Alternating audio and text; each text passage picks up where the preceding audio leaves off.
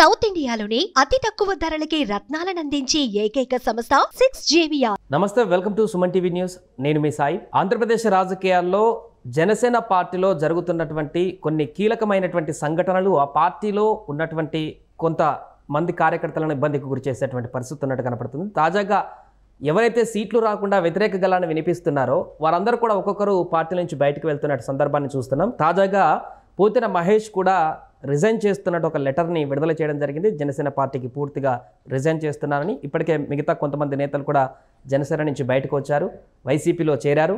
So మిగతా కొన్ని నియోజకవర్గాలు, అవనిగడ్డ నియోజకవర్గాలు లాంటివి కూడా కొంత వ్యతిరేక గళాన్ని వినిపిస్తున్నారనేటువంటి చర్చ కూడా కొనసాగుతుంది. సో ఈ నేపథ్యంలో తాజా పరిణామాలకు సంబంధించి మాట్లాడదాం. మనతో పాటు Suman TV news chief editor Keshav గారు ఉన్నారు. సార్ నమస్తే. నమస్తే. సో ఇప్పటికే పిఠాపురంలో చాలామంది జనసేన నేతల్ని వైసీపీలోకి తీసుకున్నారు. మిగతా నియోజకవర్గాల్లో కూడా కొంతమంది వెళ్ళిపోయారు. సో ఇప్పుడు కీలకంగా ఉన్నటువంటి నేత అనుకున్నటువంటి ఈ పర్సన్ కూడా ఒక హామీ వచ్చినాక కూడా ఈరోజు పార్టీకి రిజైన్ చేసినటువంటి పరిస్థితి. ఇవన్నీ జనసేన పార్టీకి కొంతమేరకు ఇబ్బంది పెట్టేటువంటి పరిస్థితిని క్రియేట్ చేస్తున్నట్టుగా ఉన్నాయి సార్. ఇంతకంటే పెద్ద హామీ ఏదైనా వచ్చి ఉంటే కఠినమైన నిర్ణయం తీసుకొని ఉండొచ్చు కదా. ఇప్పుడు ఇచ్చిన హామీ ఆయనకు సరిపోయి ఉండకపోవచ్చు. ఎందుకంటే ఆయనంతటా ఆయనే మీడియాతో షేర్ చేసుకుంది ఏంటంటే ఈసారికి పొత్తులో భాగంగా మనం ఇది బీజేపీకి ఇవ్వక తప్పడం లేదు, ఎమ్మెల్సీకి ఖచ్చితంగా కన్సిడర్ చేస్తానని ఒక మాట చెప్పారు, చూడాలి అని అన్నారు. సో ఇప్పుడు అంతకంటే ఇంకేమైనా పెద్ద హామీ వచ్చిందా? ఎందుకు రిజైన్ చేశారు? ఎందుకంటే పోతిన మహేష్ అంటే నాకు ప్రత్యేకమైన ప్రేమ ఉంది అని పదే పదే పవన్ కళ్యాణ్ చాలా మీటింగ్స్లో చెప్పారు. ఈ ఇన్సిడెంట్ జరిగిన తర్వాత కూడా చెప్పారు పోతిన మహేష్ గురించి. తర్వాత అనంతపురంలో ఇంకొకరు ఉంటారు లీడర్, ఆయన గురించి. ఇట్లా వీళ్ళందరూ నష్టపోతున్నారు అనే దాని మీద ఆయనకు ఒక ఆవేదన అయితే ఉంది. కానీ పొత్తు కూటమి ఈ ధర్మంలో భాగంగా కొన్ని నిర్ణయాలు తీసుకోవాల్సి వస్తుంది కాబట్టి ఆ కఠిన నిర్ణయాలు తీసుకుంటున్నాను అని చెప్తూ వెళ్ళారు. సో ఇప్పుడు అలాంటి ఆంతరంగికులు అనుకున్న వాళ్ళు, పవన్ కళ్యాణ్ అంతఃపురంలో తిరిగే వ్యక్తులు అనుకున్న వాళ్ళందరూ బయటకు వస్తున్నారంటే ఇది వీళ్ళలో లోపమా, పవన్ కళ్యాణ్ ఆలోచించుకోవాల్సినటువంటి అంశం అనేది జనసేన పార్టీ ఒకసారి అయితే అంతర్మదనం చేసుకోవాలి. పోతిన మహేష్ బయటకు వస్తూ ఆయన రాసినటువంటి లెటర్లో కూడా ఆయన నిన్న ఒక ప్రెస్ మీట్ పెట్టారు. అందులో ఏం చెప్పారంటే నా భవిష్యత్ కార్యాచరణను రేపు ప్రకటిస్తాను. ఇంకా ఆయన ఏదో చెప్తారేమో అనుకున్నారు. రిజిగ్నేషన్ లెటర్ పంపించారు ఇప్పుడు. సో ఇంకా చెప్పడానికి ఏం లేదు. అందులో రిజైన్ చేశారంటే నెక్స్ట్ ఏంటి ఆయనకి ఉన్నటువంటి ఆప్షన్ అనేది మాత్రమే చర్చకు మిగిలినట్టుగా మనం చూడాల్సి ఉంటుంది. ఇప్పుడు జనసేన అధినేత పవన్ కళ్యాణ్ ఒక స్పష్టమైనటువంటి ఆలోచన విధానంతో ముందుకు వెళ్తున్నారు. ఆయనకు ఆ స్పష్టత ఉంది. దాన్ని అర్థం చేసుకోవాలా వద్దా అనేది ఆయనతో కలిసి నడిచే వాళ్ళు ఆలోచించుకోవాల్సినటువంటి అంశం. ఆ క్రమంలోనే వీళ్ళందరూ ఒక్కొక్కరుగా దూరం జరుగుతున్నారు, రాలిపోతున్నారు, లేదా కొంతమంది మౌనం పాటిస్తున్నారు అనేటువంటి విషయాన్ని మనం అర్థం చేసుకోవాల్సి ఉంటుంది. విజయవాడ పశ్చిమ నియోజకవర్గానికి సంబంధించి ఒక బలమైనటువంటి నాయకుడిగా పోతిన మహేష్ని ఖచ్చితంగా కన్సిడర్ చేయాలి. అయితే అక్కడ జరిగినటువంటి ఈక్వేషన్స్లో కూటమి తరఫున ఇప్పుడు సుజనా చౌదరి అక్కడ రంగంలో దిగడం కూడా మొత్తం విజయవాడ లోక్సభ స్థానం పరిధిలో జరిగేటువంటి మార్పులకు కూడా అది చాలా బలమైనటువంటి బీజం వేసే అవకాశం కనిపిస్తుంది. సో అందుకని చెప్పని ఒకవేళ స్తబ్దుగా కలిసిమెలిసి వెళితే ప్రయోజనం ఎక్కువగా ఉండేదేమో. అది జరగనప్పుడు ఎవరు నష్టపోతారనేది ఇక ప్రజల డెసిషన్ని బట్టి ఉంటుంది. ఎందుకంటే ఇప్పుడు బుద్ధా వెంకన్న తెలుగుదేశం పార్టీలో కీలకమైన నాయకుడు, ఆల్రెడీ ఎమ్మెల్సీ, ఆయన ఉత్తరాంధ్ర నియోజకవర్గాల ఇన్ఛార్జి. ఆయన నాకు టికెట్ ఇవ్వండి అని కొట్లాడారు, చాలా జరిగినాయి. రక్తంతో రాశారు చంద్రబాబు నాయుడు గారికి, నేను మీకు వీర విధేయుడిని, నాకు అన్యాయం చేయదు, పోరాటం చేస్తాను. ఇప్పుడు టికెట్ రాని తర్వాత ఏం జరిగింది? సుజనా చౌదరి అనౌన్స్మెంట్ అయిన వెంటనే వీళ్ళందరూ కలిశారు కదా. అలానే Nagul Meera last time police వేర్ హౌసింగ్ డిపార్ట్మెంట్ దానికి ఆయన చైర్మన్గా ఉన్నారు. గతంలో 2 సార్లు తెలుగుదేశం పార్టీ ఎమ్మెల్యే అభ్యర్థిగా అదే నియోజకవర్గంలో కంటెస్ట్ చేసి ఓడిపోయారు. ఆయన కూడా టికెట్ ఎక్స్పెక్ట్ చేశారు, కానీ ఆయన కూడా కలుపుకొని సుజనా చౌదరి వెళ్ళారు కదా. బీజేపీలో అక్కడ జిల్లా పార్టీ నాయకుడు అడ్డూరి శ్రీరామ్ యాక్చువల్గా ఆ సీట్ ఆయనకే ఇస్తారనేది. ఎందుకంటే దాదాపు 30 ఏళ్ళు, ఇప్పుడు ఏదో శ్రీనివాస్ వర్మకు ఒక లెక్క చెప్తున్నారు కదా, శ్రీనివాస్ వర్మకి ఆయన 30 ఏళ్ళుగా సర్వీస్ చేశారు పార్టీకి అని. కాబట్టి ఈయన కూడా చిన్నప్పటి నుంచి పార్టీతో మమేకమైన వ్యక్తి అనేటువంటి అభిప్రాయం ఉంది. చిన్నప్పటి నుంచి మీన్స్ ఆయన యవనం నుంచి కూడా యాక్టివ్గా బీజేపీని భుజాన వేసుకుని తిరిగారు ఆ నియోజకవర్గంలో అనేటువంటి సాఫ్ట్ కార్నర్ ఉంది. ఆయనకి ఇద్దాం అనుకున్నారు, కానీ గెలవరు అనేటువంటి అభిప్రాయం వచ్చినప్పుడు, ప్రజల నుంచి గెలుపుని అంత ఈజీగా ఆషామాషిగా వచ్చేది కాదు అని అనుకునేటప్పుడు నిర్ణయాలు మారతాయి. ఆ క్రమంలో సుజనా చౌదరిని దింపారు. వాస్తవానికి సుజనా చౌదరి నియోజకవర్గం పరిధిలో చూస్తే నాన్ లోకల్ కింద చూడాల్సి ఉంటుంది. బట్ జిల్లా పరంగా చూస్తే ఆయన ప్లస్ రాజ్యసభ సభ్యుడిగా, కేంద్ర మంత్రిగా ఇంత పాపులారిటీ ఉన్నటువంటి వ్యక్తి. అవసరమైతే నియోజకవర్గ ఓటర్లని బలమైనటువంటి నాయకుల్ని తన వైపు తిప్పుకోగలిగినటువంటి కెపాసిటీ ఉన్న వ్యక్తి. సో ఇవన్నీ జరుగుతున్నటువంటి తరుణంలో సీట్ల బదలాయింపు జరగలేదు, నాకు ఇవ్వలేదు అంటే పోతిన మహేష్ గారు చేస్తున్నటువంటి వాదన పార్టీ వైఖరికి, పార్టీ ఆలోచన విధానానికి భిన్నంగా ఉంది. కాబట్టి ఆయన మౌనంగా ఉండలేకపోతే ఇప్పుడు పోతిన మహేష్ వైసీపీలోకి చేరతారనేటువంటి ఒక ప్రచారం జరుగుతుంది రాజీనామా చేసిన తర్వాత. సో ఇప్పుడు ఆయన చేరతారా, చేరకుండా ఇండిపెండెంట్ గా పోటీ చేస్తారు? మహేష్కి 2 ఆప్షన్స్ ఉన్నాయి. ఒకటి ఇండిపెండెంట్గా వెళ్ళటం, అది ఎప్పటికీ ఉండే ఆప్షన్. అది ఇండిపెండెంట్గా వెళితే ఈయన ఖర్చు పెట్టుకోగలరా, అక్కడ 2 బలమైనటువంటి ప్రధానమైనటువంటి పార్టీల మధ్య జరిగేటువంటి పోరాటంలో ఈయన బయట వాళ్ళతో కొట్లాడి బయటికి రాగలరా, సో అది ఇంపార్టెంట్. అందుకని ఇండిపెండెంట్గా ఒకవేళ చేస్తారనుకుంటే లాస్ట్ టైం జరిగినటువంటి ఎలక్షన్ ఈక్వేషన్ చూద్దాం. లాస్ట్ టైం ఎలక్షన్స్లో దాదాపు ఇండిపెండెంట్గా చేసినట్టే కదా, జనసేన పార్టీ పరంగా ఆయన పోటీ చేసినప్పుడు వైసీపీ నుంచి వెల్లంపల్లి శ్రీనివాస్, అలానే టీడీపీ నుంచి జలీల్ ఖాన్ కుమార్తె పేరు ఖతూన్ ఏదో ఉంది, ఆమె కంటెస్ట్ చేశారు. అంటే టీడీపీ నుంచి, జనసేన నుంచి ఈయన కంటెస్ట్ చేశారు. విజయవాడ పశ్చిమ నియోజకవర్గంలో considerable number of votes left పార్టీస్కి ఉన్నాయి. తెలుగుదేశం లెఫ్ట్ పార్టీస్ పొత్తులో ఉన్నప్పుడు ప్రతి సందర్భంలో విజయవాడ పశ్చిమ నియోజకవర్గాన్ని వాళ్ళకే కేటాయించారు, వాళ్ళు గెలిచారు. అభ్యర్థులు కూడా చాలామంది, ఆసిఫ్ నాజర్ అలీ కానీ, నాజర్ అలీ అని చెప్పిన ఆయన కానీ, సుబ్బరాజ్ అని ఉన్నారు ఆయన కానీ, వీళ్ళందరూ అక్కడి నుంచి ఎమ్మెల్యేలు అయిన వాళ్ళు. సో ఆ లెక్కను చూసినప్పుడు ఈ లాస్ట్ టైం ఎలక్షన్స్లో 22,000 ఓట్లు వచ్చినాయి జనసేన పార్టీ అభ్యర్థిగా పోతిన మహేష్కి. 22,000 ఓట్లో కనీసం ఒక 6-7,000 ఓట్లు లెఫ్ట్ పార్టీస్ తీసేసిన ఈయన కెపాసిటీ 15,000 ఓట్ల కింద మనం చూడాల్సి ఉంటుంది. సో ఇప్పుడు 2 బలమైనటువంటి పార్టీలుగా పోటీ చేస్తున్నప్పుడు ఇండిపెండెంట్గా వేస్తే ఈయనకి ఎన్ని ఓట్లు వస్తాయి?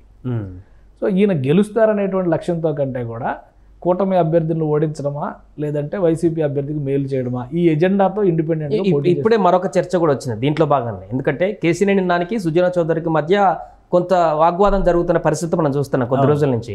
సో సుజనా చౌదరికి చెక్ పెట్టడానికి కోసమే ఆ నియోజకవర్గంలో ఉన్న పోతిన మహేష్ని అక్కడి నుంచి పార్టీల నుంచి బయటికి తీసుకొచ్చి తమ వైపు తిప్పుకోవడానికి కేసీనేని నాని చేసినటువంటి ఒక ప్రయత్నంలో భాగమే అయినటువంటి కామెంట్స్ కూడా వినపడుతున్నాయి కావచ్చు. ఎందుకంటే ఇప్పుడు చాలా స్ట్రాంగ్గా వస్తున్నటువంటి ఇన్ఫర్మేషన్ ఏంటంటే అందులో 2 ఆప్షన్స్ ఉన్నాయి. అందులో కూడా పోతిన మహేష్ని ఒక కోవర్ట్ ఆపరేషన్ కింద కేసీనేని నాని ఉపయోగిస్తారా, వైసీపీ ఉపయోగిస్తారా, సుజనా చౌదరిని ఓడగొట్టడానికి ఉపయోగించేటువంటి ఒక ఇన్స్ట్రుమెంట్ కింద ఆయన బరిలో నిలపడం, ప్రత్యేకంగా దానికి కావాల్సినటువంటి ఆర్థిక సహకారాన్ని, ప్రోత్సాహాన్ని అందించడం ఒక ఆప్షన్. రెండవది ఏంటంటే ఆల్రెడీ అక్కడ అనౌన్స్ చేసినటువంటి క్యాండిడేట్ ఆసిఫ్ ఎవరైతే ఉన్నారో అక్కడ వీక్ క్యాండిడేట్ అనేటువంటి ముద్ర తేలిపోయింది.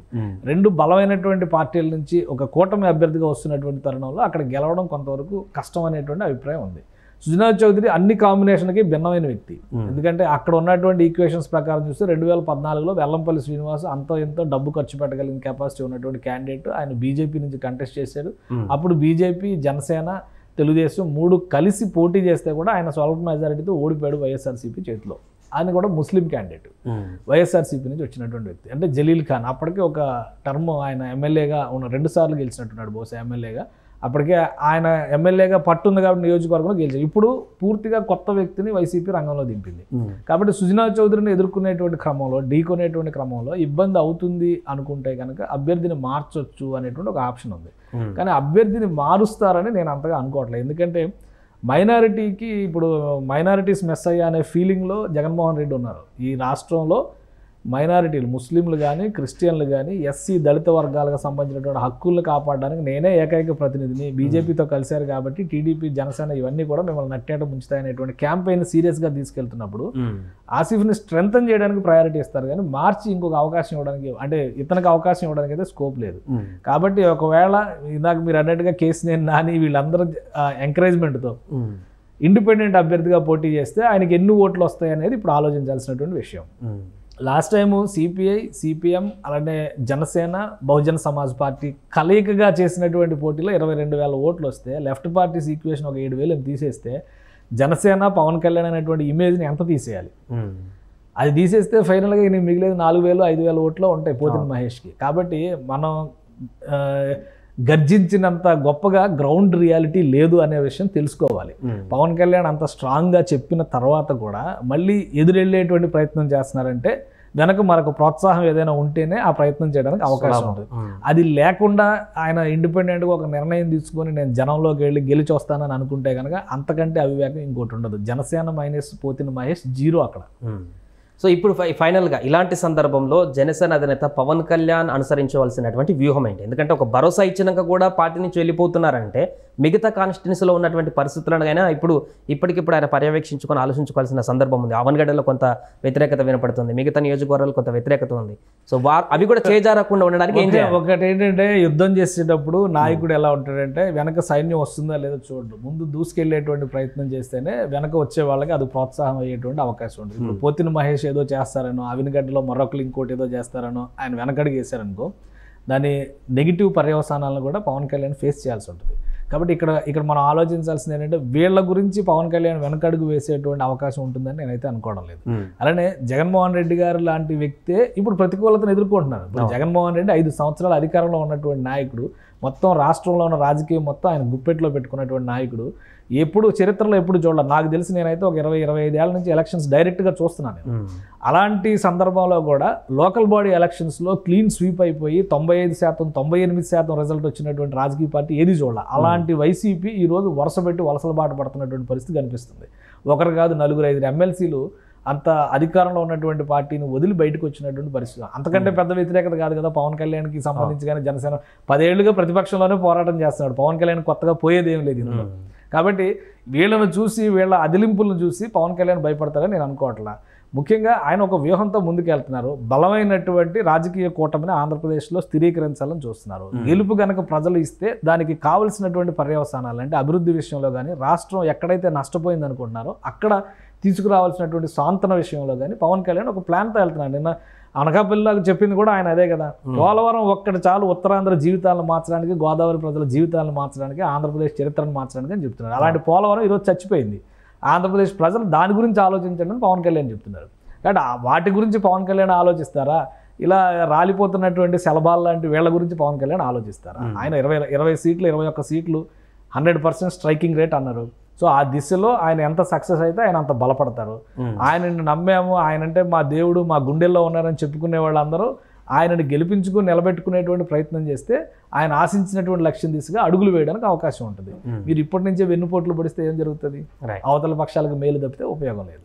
సో అది జనసేన పార్టీ అంతర్గతంగా ఆలోచించుకోవాల్సింది కూడా ఇంతకంటే కొత్తగా ఏమి ఉండదు. కానీ పోరాటం అనేది మొదలైంది కాబట్టి రాలిపోయేవాళ్ళు రాలిపోతారు, పారిపోయేవాళ్ళు పారిపోతారు. ముందుకు వెళ్ళడం తప్పితే నాయకుడికి వేరే ఆల్టర్నేటివ్ అనేది ఉండదు. Right sir. సో మొత్తానికి అది జనసేన పార్టీలో పోతిన మహేష్ రాజీనామా చేసిన తర్వాత ఇప్పటికిప్పుడు మిగతా నియోజకవర్గాలపైన కూడా జనసేన పార్టీ పూర్తి స్థాయిలో కాన్సన్ట్రేషన్ పెట్టవలసినటువంటి అవకాశం ఉంది. సో ఈయన పోతిన మహేష్కి ఒక హామీ వచ్చినా కూడా పార్టీని వీడి వెళుతున్నటువంటి సందర్భంలో డిఫరెంట్ కాన్వర్జేషన్ కానీ కామెంట్స్ కూడా వస్తున్నాయి. ఏదేమైనా కూడా ప్రస్తుతానికి జనసేన నుంచి ఒక కీలకమైనటువంటి నేత కూడా రాజీనామా చేయడంతో ఒక రాజకీయ కుదుపు అయితే కనిపిస్తుంది జనసేనలో, ఏపీలో. సుమన్ టీవీలో మీ పర్సనల్ అండ్ బిజినెస్ ప్రమోషన్స్ కోసం కింది నెంబర్కి కాంటాక్ట్ చేయండి.